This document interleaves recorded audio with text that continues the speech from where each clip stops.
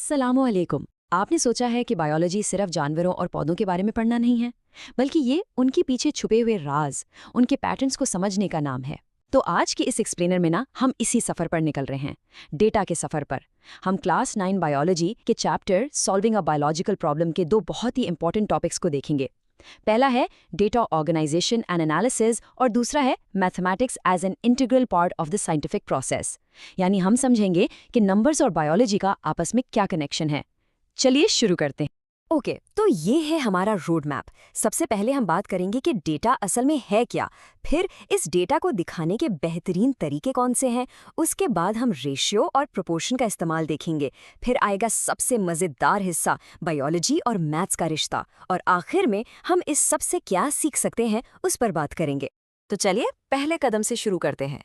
ये loves data हम बहुत सुनते हैं, लेकिन आखिर ये होता क्या है, और जब साइंटिस्ट इसे जमा कर लेते हैं तो इसके साथ करते क्या हैं? Let's find out. देखिए, बिल्कुल आसान लफ्ज़ों में डाटा का मतलब है मालूमात या इन्फॉर्मेशन। कोई भी ऐसी चीज़ जो हम किसी एक्सपेरिमेंट या ऑब्जर्वेशन से जमा करते हैं। जैसे फ़र्ज़ करें आपकी क्लास के स्टूडेंट्स के नाम और उनके मार्क्स की लिस्ट। हाँ, वो भी डाटा है। और पता है क्या, यही सिंपल सी इन्फॉर्मेशन, यही डाटा पूरी साइंटिफिक रिसर्च की बुनियाद होता है। अच्छा, तो जब डेटा मिल जाता है उसके बाद क्या? 3 अहम स्टेप्स हैं। नंबर 1, डेटा कलेक्शन, यानी डेटा को जमा करना। नंबर 2, डेटा ऑर्गेनाइजेशन, उस जमा की हुई इन्फॉर्मेशन को तरतीब देना, जैसे टेबल्स या ग्राफ्स में। क्यों? ताकि वो अजीब और गरीब नंबर्स की लिस्ट समझ में आने लगे। और आखिर में नंबर 3, डेटा एनालिसिस। यहाँ हम उस डेटा का तज्जिया करते हैं और उससे कोई मतलब निकालते हैं।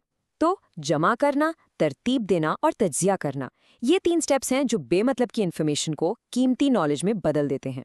और एक बात जो बहुत ज़रूरी है, साइंस में, ख़ास तौर पर बायोलॉजी में, कोई भी इन्फॉर्मेशन बेकार नहीं होती। कभी कभी ऐसा लगता है कि अरे ये रिज़ल्ट तो गलत आ गया, लेकिन पता है, वही गलत लगने वाला डेटा आगे चलकर किसी ऐसी डिस्कवरी का रास्ता खोल देता है जिसकी किसी ने उम्मीद भी नहीं की होती। So every piece of data matters. तो अब हमारे पास डेटा आ गया, लेकिन नंबर्स की एक लंबी लिस्ट को देखकर क्या समझ आएगा? कुछ भी नहीं, राइट? तो इसका सबसे बेहतरीन हल क्या है? उसे तस्वीरों में बदल दो। क्योंकि जब डेटा तस्वीरों में यानी ग्राफ्स और चार्ट्स में बोलता है ना, तो उसकी कहानी फौरन समझ आ जाती है। जरा इस बार ग्राफ पर नजर डालें।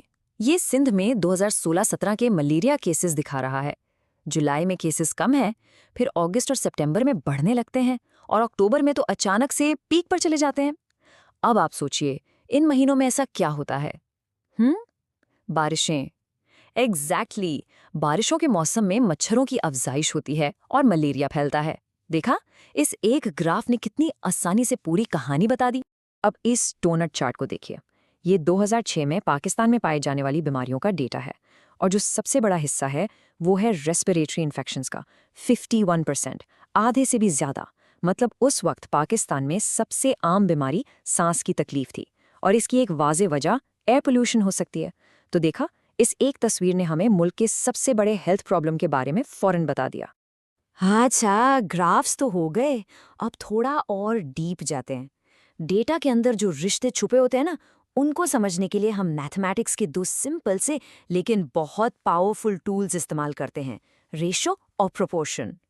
तो इन दोनों में फ़र्क क्या है? बिल्कुल सिंपल है। रेशो 2 चीज़ों का मुवाजना करता है, यानी कंपैरिजन, जैसे ए और बी में क्या निस्बत है, जबकि प्रोपोर्शन वो 2 अलग-अलग रेशोस को कंपेयर करता है और बताता है कि क्या वो आपस में बराबर हैं। बेसिकली प्रोपोर्शन 2 रेशोस की बराबरी को कहते हैं। सिंपल है। चलें एक मिसाल से समझते हैं। इमेजिन करें एक फूल है, उसमें 4 सब्ज पत्तियां हैं जिन्हें हम सीपल्स कहते हैं, और 12 रंगीन पत्तियां हैं यानी पेटल्स। तो इनका रेशो क्या हुआ? 4:12। लेकिन हम इसे सिंपल कर सकते हैं, दोनों 4 से डिवाइड हो जाते हैं, तो ये बन गया 1:3। इसका मतलब क्या हुआ कि हर एक सब्ज पत्ती के लिए उस फूल में 3 रंगीन पत्तियां हैं। कितना आसान हो गया है। ओके, तो अब हम अपने सफ़र के सबसे एक्साइटिंग पार्ट पर आ गए हैं। यहाँ हम देखेंगे कि नंबर्स यानी मैथमेटिक्स जिंदगी के राज कैसे खोलते हैं। ये बायोलॉजी और रियाजी का रिश्ता है, और हाँ, ये आपके चैप्टर का आखिरी टॉपिक भी है, जो अब तक हमने जो कुछ भी पढ़ा है ना, उस सबको आपस में जोड़ देगा। जब बायोलॉजी और मैथमेटिक्स की दोस्ती होते हैं ना, तो एक जबरदस्त फील्ड बनती है। इसे कहते हैं मैथमेटिकल बायोलॉजी या बायोस्टैटिस्टिक्स। ये वो ब्रांच है जहां साइंटिस्ट्स मैथ्स के रूल्स और फॉर्मूलाज इस्तेमाल करके बायोलॉजिकल डेटा का तज्जिया करते हैं। इससे वो ऐसे मसले भी सॉल्व कर लेते हैं जिन्हें सिर्फ आंखों से देखकर समझना नामुमकिन होता है। और इसका इस्तेमाल कहाँ कहाँ होता है, सोच के देखिए। जानवरों की आबादी का अंदाजा लगाना, प्रोटीन का कॉम्प्लेक्स स्ट्रक्चर समझना, जो स्पीशीज खतरे में है उनको ट्रैक करना, यहाँ तक कि बैक्टीरिया कितनी तेजी से बढ़ रहा है इसका हिसाब लगाना। ये सब कुछ मैथ्स की मदद से होता है, बल्कि हम मुस्तकबिल के बारे में पेशन गोई भी कर सकते हैं। सो मैथमेटिक्स हमें आने वाले कल की एक झलक दिखाती है। तो इस पूरे सफ़र का, इस पूरी डिस्कशन का मतलब क्या निकलता है? हमने क्या सीखा? खुलासा ये है कि मैथमेटिक्स सिर्फ नंबर्स का खेल नहीं है। ये एक ज़बान है, वो ज़बान जिसमें कुदरत, नेचर हमसे बात करती है, अपने राज बताती है। अगर आपको बायोलॉजी को आगे जाकर गहराई में समझना है ना, तो मैथ्स आपका सबसे अच्छा दोस्त होगा। ये एक ज़रूरी टूल है, ऑप्शन नहीं। और अब एक सवाल आपके लिए, जरा अपने आसपास देखें, क्या आपको फूल की पत्तियों की तरतीब में कोई मैथमेटिकल पैटर्न नजर आता है, या मौसम के बदलने में? सोचिए, रोजमर्रा जिंदगी में आप बायोलॉजी और मैथमेटिक्स के इस खूबसूरत रिश्ते को कहाँ कहाँ देखते हैं। जरूर इस पर गौर कीजिएगा। अगले एक्सप्लेनर तक के लिए अल्लाह हाफिज।